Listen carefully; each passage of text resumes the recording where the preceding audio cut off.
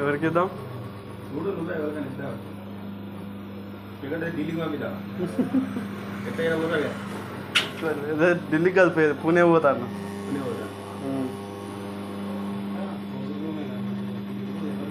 लेके जाता है चपाती.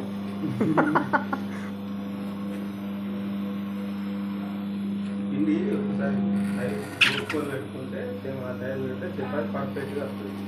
అర్థమైందంటే మీకు చేసిందంటే ఆటోమేటిక్గా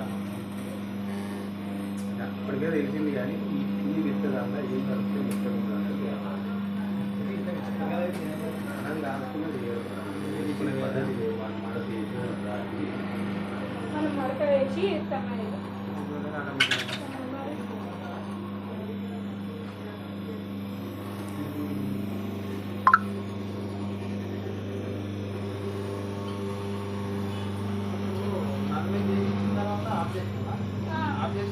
తెల్లారి దానికి తీసుకున్నాం.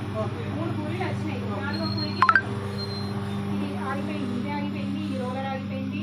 ఓన్లీ కరెంట్ పాస్ అయింది అంతే.